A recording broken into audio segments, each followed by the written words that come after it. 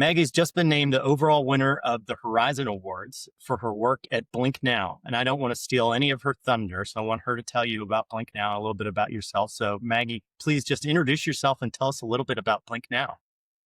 Hi, everybody. Thanks for having me and honored, humbled, all the things to be a part of all of this. I am a co-founder at the Blink Now Foundation, and our work is based in Midwestern Nepal, where we have been working in orphan care, orphan prevention, and community development for over 20. Yeah, it's an incredible story. I was talking to Maggie just a second ago. I read this nomination and I was just blown away by the detail and the amount of impact that you've had in this. So tell us a little bit about your work in Nepal and how you first got there. Yeah, when Tope and I started, it was 2005. I was coming out of a civil war um, and conflict. There was mass, just relocation of families and communities. Nepal, in particular, the far western, Midwestern region, is up against a lot of challenges. Early marriage. It's an incredibly food deficit region because of the Himalayan nature of the place, and 80% unemployment, just a lot of very, very harsh realities. And being that it's landlocked and a lot of youngsters are forced into migration for work and livelihood, there are also natural disasters. It was just this place that had gotten hit with a lot of hard things. And as we know, hard things really affect children and women and families disproportionately. My co-founder, Tope, is an orphan himself and grew up knowing what it was like to not have his basic human needs met. And we were like, all right, well, let's get there and let's be there and be a base and be a community integrative model that centers around children and well-being and families and rebuilding the community during a hard time. Yeah, it is definitely one of the most remote places on earth. And as you said, it's very, it has all sorts of challenges, environmental, political, governmental challenges. Take a step back real quick before we explain to everybody kind of what you've done in this community. How did you first get to Nepal and what kind of drew you there?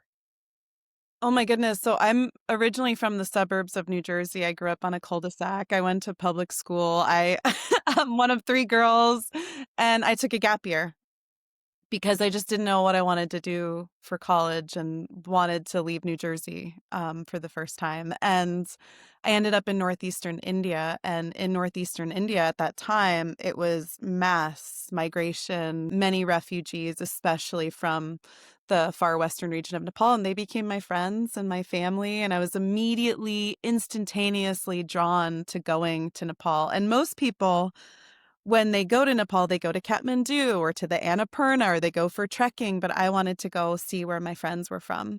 And so I set off on a multiple day journey visiting far western Himalayan villages on foot with my friend Sunita, now my co-founder Tope, who's her uncle, and their family. And the goal of the trip was to find and put the pieces of a very complicated puzzle together because everybody during war, during migration, can get separated. That was that. I ended up on a riverbed and I looked up and I saw children breaking rocks. And we were like, we're not going to turn away from this riverbed until there are no longer children breaking rocks into gravel to sell for $1. And we stayed. That was the moment. That was the moment when you just said, I can't leave. Yeah, we were like, we're not gonna just turn around. I'm not gonna go back and go to college. And Tope, my co-founder, was like, I can't abandon my country, the place that I'm from, and children going through the exact same thing that I went through. So we're like, let's put our heads together and let's try to do some rebuilding. And it was this incredibly eager community of women and mothers and just people wanting a change and knowing that education was important and knowing that rebuilding and peacemaking was important. And that was the initial kind of fabric of what we did in rebuilding a community that felt broken and fragmented. Yeah, it has turned into this like 20-year adventure. We've built like the greenest school on earth for the community. We support indigenous farmers and food growth.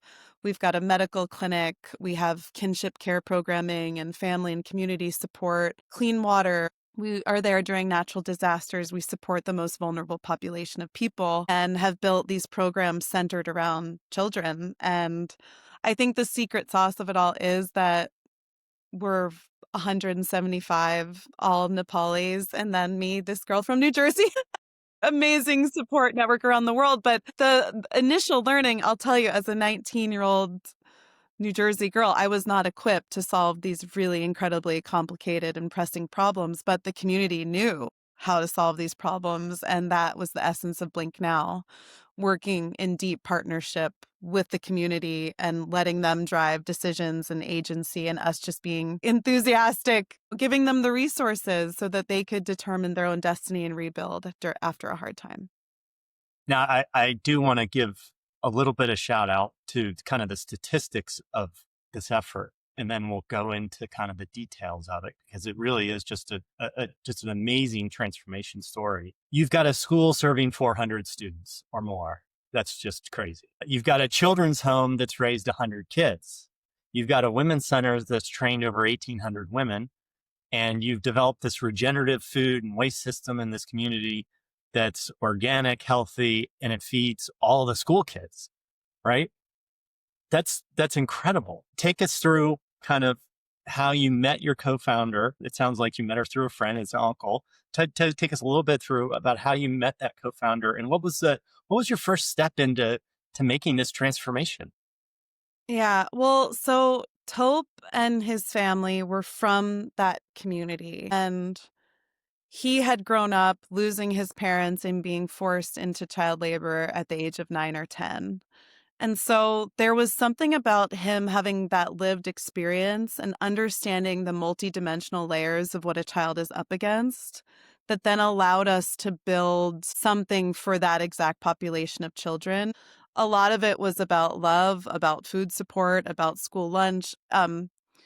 We know as a global kind of human family that school and education is the answer. That is the world's greatest opportunity for ending poverty. It's just straight up education. But when you're serving the orphan, the highly, highly susceptible, highly vulnerable or marginalized community, there are like 10,000 steps that it takes before you can get to like school. And some of those are really simple, a backpack and a school fee and a uniform, but others are more complicated, as a girl child surviving the womb, surviving birth, making sure that you can survive early childhood diseases and things that you're vulnerable to. So it became really clear that we couldn't just, solve for X. We had to go back. And the leading cause of death amongst children under 5 is contaminated water. So if a child needs to work on a labor site, they can't go to school. And the drivers of child labor are often familial or community or economic. And again, multidimensional poverty is what's driving orphanhood. So we really tried to build programs that would stop the crisis from happening in the first place. So a women's center is a great place to do that. How do we strengthen women so that children don't lose their mothers, giving them the skills, the empowerment, the tools, the resources that they need to then take care of their families and their children. Anywhere where we can stop orphanhood in the first place with food, indigenous farming practices, job creation, boosting economics, providing medical care, immunizations, a 10-cent tablet for deparasiting a child. I mean, there are so many things that we can do, but we have to build strong, heart-centered, child-centered networks within these vulnerable populations and communities. And Tope, my co-founder, the women that we work with really knew how to do that and do that masterfully. And I think it's important to also know we started with just one child and learned as we went. And then that became 5 kids, 10 kids, 15 kids, 20 kids, 100, hundreds, hundreds. So one day we walked across that dry riverbed and there weren't kids breaking rocks anymore. And it wasn't That's simple. incredible. It's not simple. It's not always like a backpack and a pencil in hand. But through these integrated programs, we can build a web and a system where the community is then taking care of its children and families stay together and education is front and center and a child has what they need to overcome the different barriers at those different vulnerable periods of their life. Yeah, and you've built this into a model, and I want to talk about that in just a second. Stepping back to your beginning stages here with Tope and his niece, how did you earn trust as an outsider, as a girl from New Jersey? Yeah, well, we worked together for a very long time on the India side of the border, and in those situations, you just get to know each other. You get to know how you are with kids, what your values, what your what your priorities are, that you're a listener and not someone that's trying to like bring in your own ideologies. I knew that I didn't know and that I just wanted to learn and listen. And I think that's very important in the space, whether we're traveling ethically, whether we're immersively entering another community that's so distant and so far off from our own. It's just about education, listening, immersion. I learned the language. And it was through working through incredibly challenging and difficult cases with the most vulnerable population that we built those connections and got to watch each other in action. And 20 years later, we're still strong and our families are strong. And the team that we've built has been the exact same team for 20 years. We've added on team members, but with the same ethos and the same vision and how we want to do this work. Yeah, now, and you have kind of built this into a model so that you can replicate it, right? You've had such success in this community. Tell us a little bit about the model and kind of where you're taking it. So, a lot of our work is around the full cycle. So it's not just intervention in early childhood, but then we carry these kids through adolescence when there are different vulnerabilities into young adulthood and then into adulthood. So we look at that full cycle of transformation through things like our futures program, handing kids, holding that period of 17, 18, 19. We're often in foster care and alternative care. We just drop and like, you're out on your own now. And so we've built these programs that are all about launching into that full cycle and looking at the whole 360 degrees. And everything from our architecture, we built something that is sustainable and locally built and locally driven and a circular economy. And that's something that thousands of people want to come and see, whether it's edible landscaping or rainwater harvest or generating our own energy and local place based curriculum with local teachers. So that's been really fun to just make the nonprofit community development space one of everybody's welcome, one of collaboration, idea sharing, open source. We're all trying to achieve the same things. I think one thing we all agree on is children. Like, nobody can make children controversial. We have to agree that when we look into the eyes of a child, that those beings are the most precious, most sacred, and that's what we at Blink Now try to get across. It's like, let's just take care of kids. When we can learn as a human family to love, nurture, protect our children, the planet will be taken care of. We can find our way to peace. And so a lot of our model is around that. And then bringing not necessarily every single part, but parts and pieces of that to other communities and letting communities drive their own change. That's also really key. Yeah, I love that thinking is that nobody wants something pushed upon them. It's some sort of model and something, a building, a school. Nobody wants that pushed upon them. They want to be part of that process of building that, right? They want ownership. They want to say it's their community. So that was impressive that's the what take you guys took. When you go into these communities and you start working with these children and women, what's the first thing that changes with them when you start acting? What do you see when they start having a reliable income and a reliable food source? Women say that they just have this confidence and this spark, their ability to speak in a room, to hold themselves, to go out and advocate for themselves, that sense of agency. I think that that is what they say most. And what program surprised you the most with its impact? Which one? And you've done so many, but was there one program that you launched and it just took off like wildfire and it made a bigger impact than you could have ever expected? Definitely the Women's Center. I mean, the Women's Center was born out of the fact we had lost like 7 mothers in 1 year. And it just became crystal clear of like, why are we taking care of orphans when we need to be taking care of moms and dads and parents? Yeah. Like, how do we prevent parental loss in the first place? Like the greatest tragedy of all time. A lot of times orphanhood is 100% preventable. And so when we started really looking at building communities and families and supporting a family and what does a family need? What does a mom need? Everything changed. And it was so simple. It was like, learn how to sew.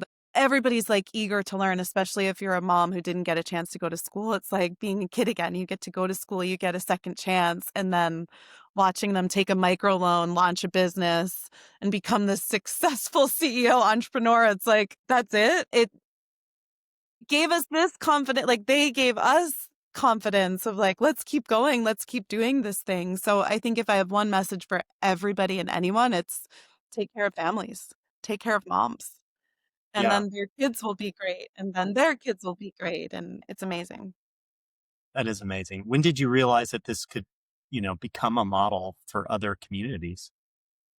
Uh, When hundreds of people started coming and like wanting to see it. And then it was just like, oh, this is ours. We did this. Like, we, when people would walk onto the campus, we call it, and they're watching their eyes lit up, and they were like, you did this in Nepal. We did this for Nepal. Like, it was, this is possible. And watching people have that reaction at this thing that was so difficult and took decades to build, and then they want to come and see it, and they'll travel from around the world to learn from it and watch it and ask questions about it. I was like, oh, and I think meeting other community leaders and realizing they're my heroes and they are at the front lines of this work, and just the passion that I had to make sure they could not fall into the same pitfalls or avoid certain mistakes, or how could I give them everything that I could to make sure that they're successful. That was kind of when we realized that we're all the same. We want the same things. Let's all help each other and share what we can. Now, you mentioned that started to have, or you're having lots of people come visit. And I think you're being nice. You're being a little shy. You've got tons of leaders and NGOs and diplomats and everybody coming into that campus. What do they notice first when they hit the campus? What do they say first? They are shocked at how joyful and happy the children are. I think when you hear the word like marginalized or parentless, you expect this like really sad, dark. Even think about the word orphanage. It's so problematic.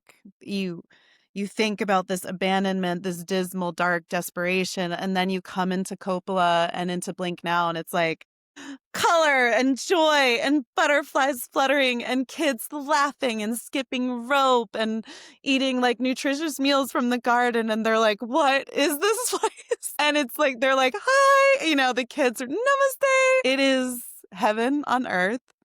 It is my favorite place on earth. It is my version of Disneyland. That's a great way of putting it. And it's like what I would wish for every single child on this planet. It's just a safe, loving, joyful place to be where they can grow and build confidence and then go out and change the world and their communities and the trajectory of their future generations. So that's what we do. I love it more than anything. I'm so proud of it. I can't wait for more of the world to get on board that just take care of kids. Yeah, you should be. I mean, we're proud to be rewarding you. It was really just monumental just hearing your story. It's not an easy path you've taken. As you said, it's been a 20-year journey, and you started by helping one child, not helping, the whole community. Was there a moment in those 20 years where you were like, I can't do this anymore. I can't, I got to stop. It So was too many hard. times. So many times. Every year, sometimes every day, there's a hard moment, a difficult moment, something, a child you can't help, a difficult thing. The nature of this work is that it's difficult. But for every bottom, like moment where I thought, okay, we can't go on, we won't survive this, there is the exact opposite, like highest high, that I'm the luckiest woman on planet Earth. And so I think that maybe that's just the nature of life. Like, you don't just get the highest highs without the lowest of lows. And I learned over the years that we can get through things and we learn, evolve, and do better. And yeah, it's never going to be everything is easy and butterflies and rainbows. It's the nature of the work is that it's hard. But when you look back 20 years, you're like, oh, we overcame that and that and that. And that made us stronger. And that made us more effective. And that made us more beautiful. And that made us more replicable. Yeah. I don't think anyone should go into this work thinking it's romantic and easy and there's pitter patter of only good Right. things. I don't want to give like a Pollyanna version. It's This been is really not Annie. no, no, but it's the best work in the world. And for anyone struggling or like, I don't know what to do, just do something. Go plant a Now, tree. Go help a kid. as you said, you were 19 starting this, and I'm going back to me being 19. Holy moly! There's no way I could tackle it. Is there, along the way you've learned all these lessons and had all these hardships and ups and downs.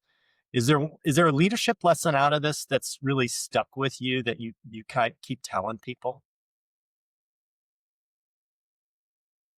Yeah. It's just keep getting up, keep learning, keep meeting people, keep going, keep the aerial view of the world. Like, the more down and dismal we get on the state of the world of like everything's broken, it's so bad. No, that is not true. Like, when you look at extreme poverty, we have only been on the decline over the decades. Like, things have only gotten better. There's more access to food. Infant mortality has gone down. Like, these UN SDGs, when we can unite around them and all work at our parts and tend to our corners and our garden patches in the world, it works. It's effective. Like, focusing on education, focusing on the cause that you're passionate about, whether it's food or equitable work or medical care or a food bank, like, it works. And all I would say is like, keep your head up. The second you start to think like, no, things are too bad, it's so bad, is the second that you really have to like look up and see like, no, we can do this. And we need all of us right now to like believe in the possibility and believe that we can do this thing for kids and for the next generation and for this planet. That's such an important note, is that we spend all this time hearing about the bad and the bad stories and what makes headlines, and we really don't focus in on the stuff that's good and the stuff that's working. So thank you for bringing that to our attention. And you've got a book coming out, or a book out, and a documentary all about this as well. Tell us about those. Oh, it's our book and film. It's called Between the Mountain and the Sky. And it's a journey of hope, of love, of what it means to redefine family. It's all of the fallings and the failure and the hard things, but also the good things. And it's kind of my gift and my legacy to my own children, of which there are many, many, many. um, and to the next generation of humanitarians and people who want to see a better world. Now, the Suket model that you've built, excuse me, Surket, where have you placed it? Where has it gone beyond Nepal? Where is Oh, it being deployed? oh goodness. Well, Nepal is kind of our sweet spot. This December we'll be hosting, I think, 75 other organizations, but all throughout South Asia. We've consulted with teams in South America, on the African continent. Um, yeah, we've built like a think tank of people working through transition programs in foster care and orphan care around the world. So it's going to be living up in a cloud digitally and accessible and for everybody to learn from. And we can't wait for the next decade of continuing to stress the importance of this work. Yeah, it'll be out there. So that's kind of my final question to you is, um, give us a vision of not 2025, the end of 2025, but give us a vision of the end of 2030. What does Blink Now look like? What are you doing? Where have you been? Mm, I think we just want to be part of successful community building and support for children getting their most basic human needs and rights met around the world. And there are heroes everywhere, and there are community champions everywhere. And we're just humbled to be amongst them, to be inspired by them, to hopefully inspire others. This work, it can't wait 5 years. It has to happen today. And I just invite everybody to do something for a kiddo, for a child, for a community, for a school. And when in doubt, look to the UN SDGs, these sustainable development goals, how we achieve zero poverty. When we achieve zero poverty, we can achieve kids' lives get better, families' lives get better, communities get better, schools get better. Let's look to those. Let's unite around them. Everybody find their thing, find their corner of the world, find your passion that makes the world better, and let's do this thing. Because hopefully by 2030, 2035, 2050, when we're old and gray, we want to be able to talk about this as a history and know that we've done better. Absolutely. Well, Maggie Coyne, thank you so much for giving us a little preview into Blink Now and into your story. It really is just astounding. I encourage everybody to, go in the show notes and look up, Maggie, and look up Blink Now. It's blinknow.org. Go on YouTube. They have some amazing stories on YouTube. Um, Take some time, read them, share them, because this is just, it's a story that needs to get out there. So I really appreciate you taking the time and joining us on Winter Circle. Thank you. Thank you to everybody. Thank you so much and have a great day. You too. You too. Bye bye.